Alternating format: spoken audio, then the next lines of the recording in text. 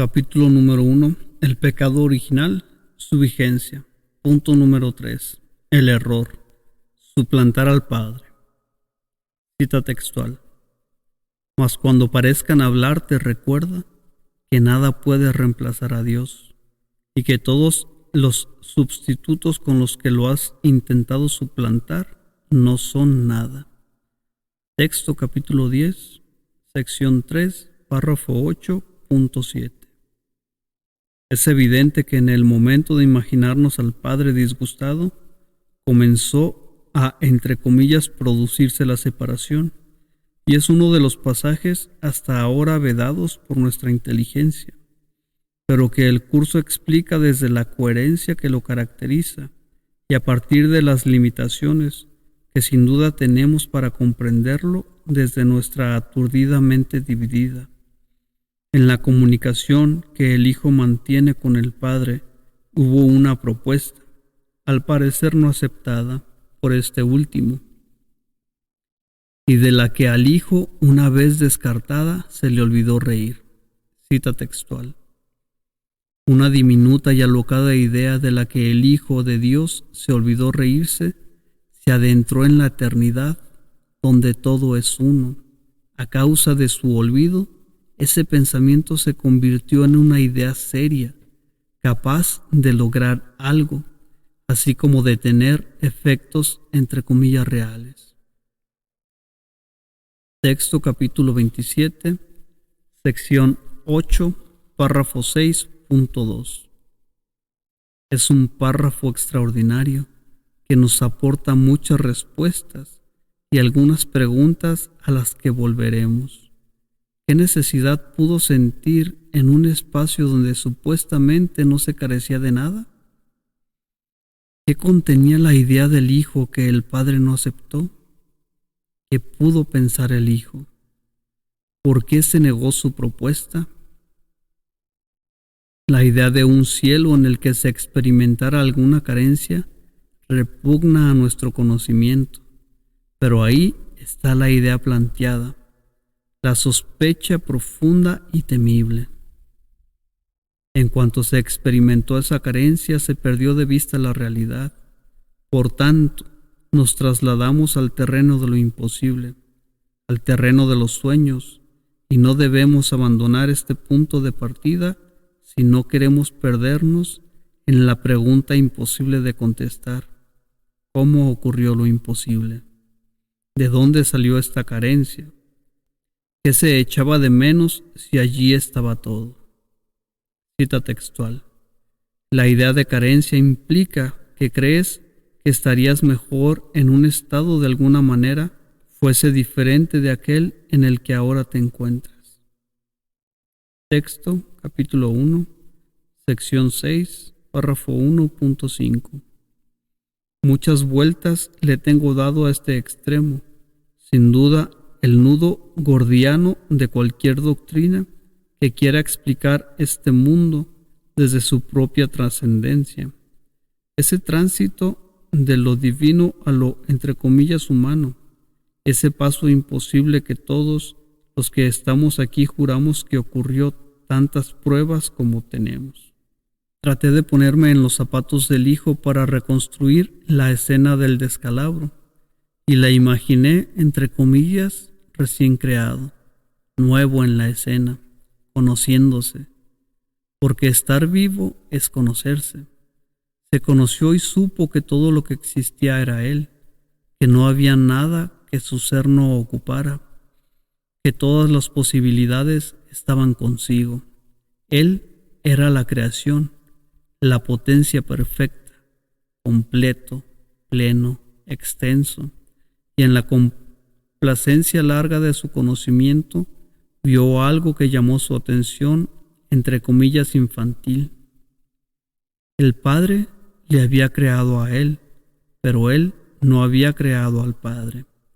El Padre era el primero y él el segundo, la única diferencia entre el Creador y lo creado, extremo que aunque no necesita mucha explicación, el curso viene a matizarlo. Cita textual. El primero en el tiempo no significa nada, pero el primero en la eternidad es Dios el Padre, quien es a la vez primero y el único. Más allá del primero no hay ningún otro, pues no hay ninguna secuencia, ni segundo, ni tercero, ni nada excepto el primero. Texto, capítulo 14, sección 4, párrafo 1, puntos del 7 al 8. En aquello se fijó en lo diferente, en lo único que no estaba a su alcance, y ahí quedó el Hijo, abstraído, entre comillas, un momento, en la posibilidad recién descubierta. Cuando pareció conmoverse la inocencia, aquello estaba vedado para él. Él no era el primero, lo único que le diferenciaba. Cita textual. En la creación, no obstante, no existe una relación recíproca entre tú y Dios, ya que Él te creó a ti, pero tú no lo creaste a Él. Ya te dije que tu poder creativo difiere del suyo solamente en ese punto. Texto capítulo 7, sección 1, párrafo 1, puntos del 4 al 5. Por un momento se quedó contemplando esta diversidad, sintió la necesidad de remediarla y pidió la subsanación. Esa fue la carencia, ninguna otra, y la propuesta que presentó al Padre. Una locura vista desde aquí. Ningún hijo jamás pidió ser padre de su propio padre. Por eso cuesta creer que esta fuera la carencia. No obstante, no nos es completamente ajeno eso de desear lo que no tenemos. Precisamente es lo que motiva nuestro deseo aquí, lo que no está a nuestro alcance. Pero plantear semejante requerimiento es lo que nos cuesta creer, ser el padre de nuestro Padre. Pero tampoco nos parece lógico hacer de esta diferencia tan nimia y lógica algo sustantivo, que fuera capaz de producir la entre comillas rotura que vino a continuación. Pero si nos abstraemos por un momento de lo conocido y nos vamos al puro razonamiento, ninguna otra cosa podíamos pedir ni antojársenos, pues todo lo conocido, lo existente, éramos nosotros. Incluso esa característica que nos pareció como una desventaja, nosotros la poseíamos también, ya que esa misma situación se daría entre nosotros y nuestras creaciones, siendo primero respecto de ellas. Nos cegamos con la carencia que apreciamos a primera vista, olvidando que aceptando este segundo puesto, seríamos también primeros. Cita textual. Elijo estar en segundo lugar para obtener el primero. Lección 328. Lo que el Hijo propuso al Padre, por tanto, fue ser igualmente el primero, como Él lo era, ser, además de el Hijo, el Padre de su Padre, número uno como Él.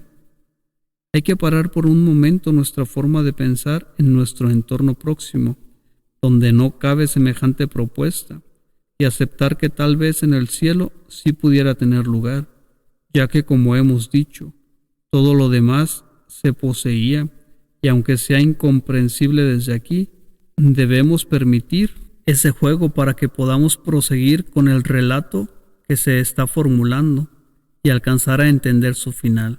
Esa enigmática distracción y su propuesta que retuvo, a pesar de no ser aceptada por el Padre, fue lo que dio comienzo a la pérdida de la comunicación con Él. Cita textual.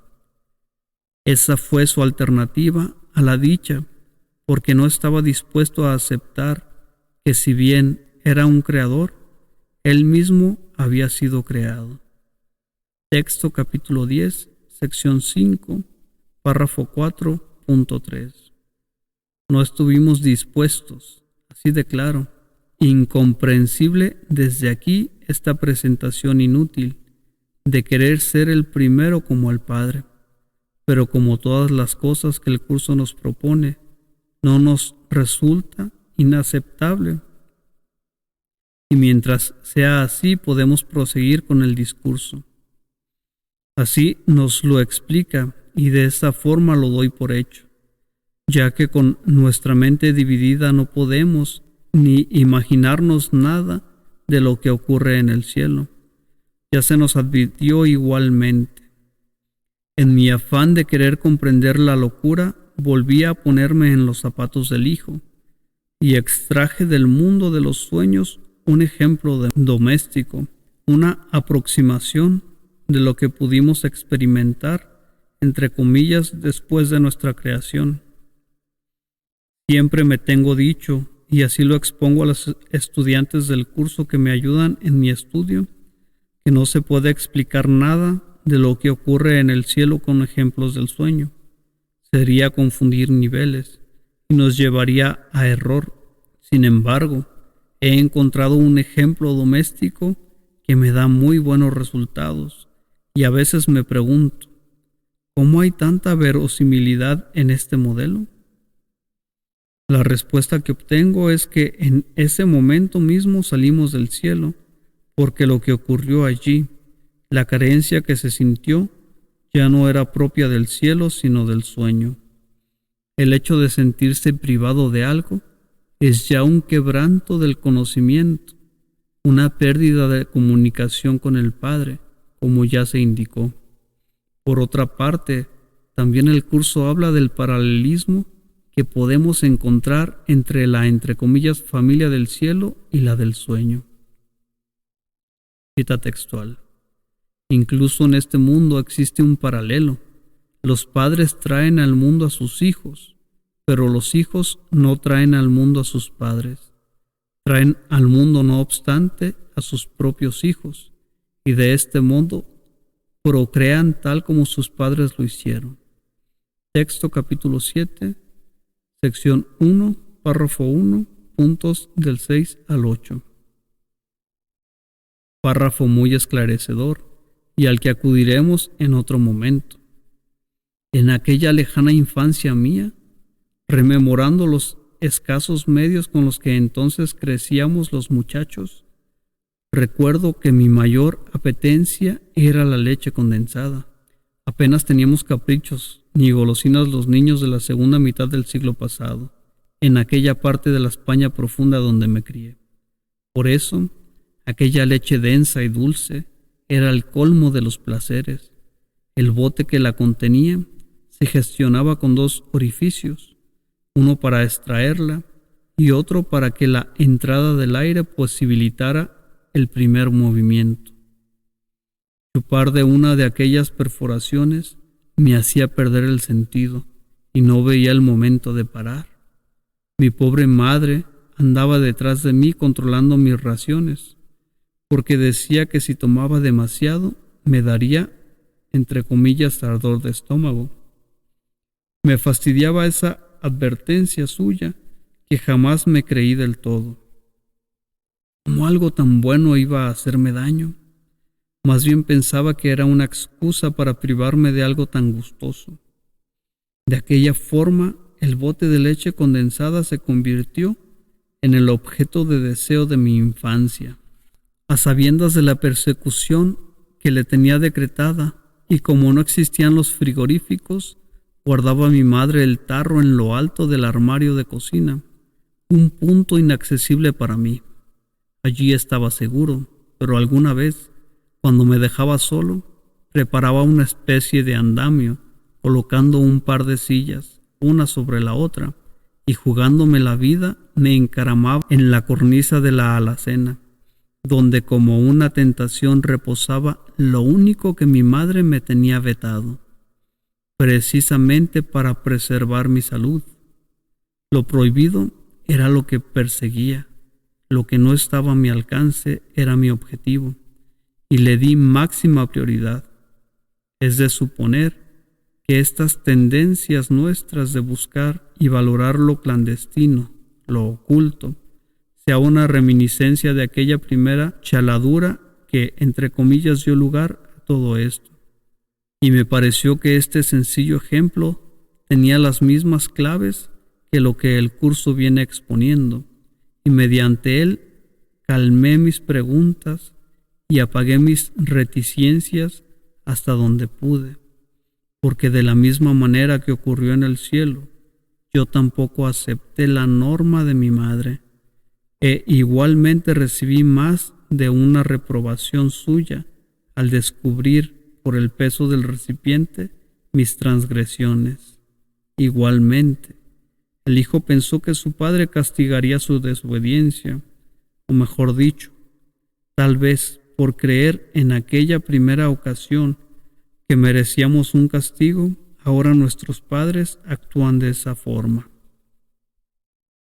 Este sencillo ejemplo me viene dando paz, y a través de él puedo asomarme a aquella primera mente sorprendida por una diferencia que no estaba a su alcance. Entendiendo la locura de solicitarla, y visto así, me parece hasta lógica tanto que descubro ante mi sorpresa que todavía vengo haciéndolo. Pedir y desear lo que entre comillas no está a mi alcance me parece positivo, por la superación que me supone.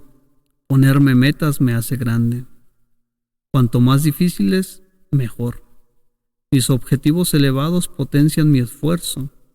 Habla bien de mí, de mi capacidad de trabajo, de mejorarme, de hacerme a mí mismo. Muestran mi grandeza como persona. No hemos avanzado nada. Seguimos en aquel primer impulso de alcanzar el bote de la leche condensada. Sí, el género humano entero ha puesto su máximo objetivo en perseguir y hacer realidad, entre comillas, sus sueños. Eso pensó que lo aproximaría a la divinidad. Qué bueno es hacer análisis de la locura para ver que carece de cimientos. Entre comillas, persigue tus sueños. Entre comillas, haz realidad tus sueños. No dejes de soñar, y cosas por el estilo son expresiones de nuestro actual talante, pero el curso sale al paso y nos cuenta. Cita textual: los sueños son desahogos emocionales en el nivel de la percepción en los que literalmente profieres a gritos: quiero que las cosas sean así. Y aparentemente lo consigues, mas los sueños son inseparables de su fuente. La ira y el miedo los envuelven, y en cualquier instante la ilusión de su satisfacción puede ser invadida por la ilusión de terror, pues el sueño de que tienes la capacidad de controlar la realidad y de sustituirla por un mundo que prefieres es aterrador. Texto capítulo 18, sección 2, párrafo 4, puntos del 1 al 5. Bien, ya vimos que aunque aquello fue una locura, nuestra vida sigue basándose en ello. Pero para seguir con la sorpresa, resulta que el padre explicó su negativa. Algo impensable desde aquí. Satisfacer aquella loca pretensión rompería el movimiento de la creación, lo destruiría. Diseñar o permitir otro comienzo distinto del existente bloquearía la creación. De este modo se explican las cosas, y no vale la pena quebrar el relato con mayores especulaciones que se ponen fuera del alcance de nuestro entendimiento. Cita textual: si tú hubieses creado a Dios y Él te hubiese creado a ti, el reino no podría expandirse mediante su propio pensamiento creador. La creación estaría, por lo tanto, limitada, y no podrías ser co-creador con Dios, de la misma manera en que el pensamiento creador de Dios procede de Él hacia ti. Así tu pensamiento creador no puede sino proceder de ti hacia tus creaciones. Solo de esta manera puede extenderse todo poder creador. Texto capítulo 7, sección 1, párrafo 2, punto del 1 al 4. Se nos había pasado por alto todos estos detalles. La creación se convertiría en un bucle y se estancaría. limitándose ella misma y restringiendo el gozo que la extensión produce. Cita textual. La abstracción definitiva se deleita compartiendo. Eso es lo que significa la creación. Texto capítulo 4, sección 7, párrafo 5.4. No habíamos caído, no lo sabíamos. La creación implica gozo, y eso es lo que se bloquearía, el gozo de la extensión. Y aunque desde aquí podamos creer que se rompió el orden por nuestra actuación, el curso nos quita la palabra. Cita textual. La extensión no puede ser bloqueada ni tampoco tiene vacíos. Continúa eternamente por mucho que sea negada. Texto capítulo 11, sección 1, párrafo 3.5. Si alguien pensó que podía conculcarla, solo lo soñó.